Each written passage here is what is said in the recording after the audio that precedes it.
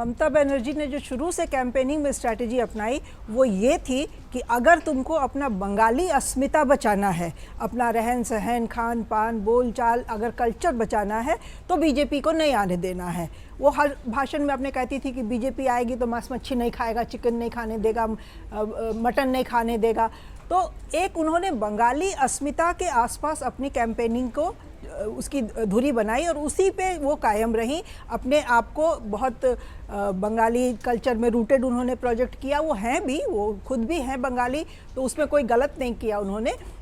BJP की कमजोरी जो थी वो ये थी कि उनके पास कोई ग्राउंडेड बंगाली उतना बड़ा फेस ममता के खिलाफ था नहीं, और मुझे लगता है ममता ने इस चीज़ का पूरा फ़ायदा उठाने की कोशिश की।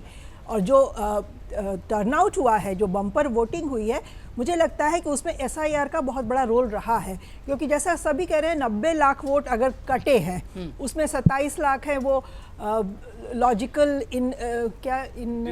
डिस्क्रिपेंसी उसका नाम दिया गया। अब डिस्क्रिपेंसी है वो लॉजिकल कैसे है पता नहीं, तो दोनों वर्ड ही आपस में एक दूसरे के खिलाफ है, लेकिन उसमें भी 27 लाख वोट है। वो भले ही 2 साल के बाद उनको फिर से वोटिंग राइट मिल जाए, लेकिन इस बार तो वो बाहर हो गए चुनाव की प्रक्रिया से, तो जो total number of people turning up to vote वो घट गया, तो परसेंटेज उसके हिसाब से बढ़ गया।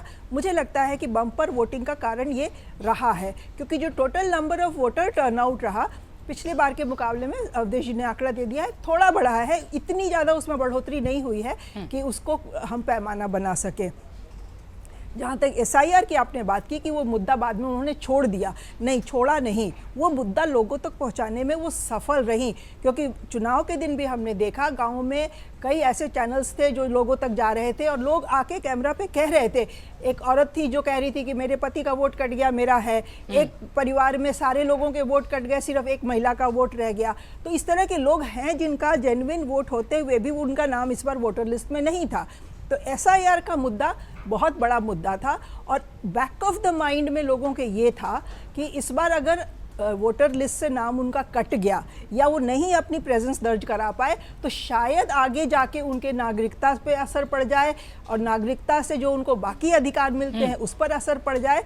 इसलिए आपने देखा होगा प्रतीक्षा जी कि जो बाहर दूर दराज के देश के हिस्सों में काम करते हैं वो सारे बंगाली वापस गए, किसी तरह गिरते पड़ते पहुँचे, अपना वोट दिया।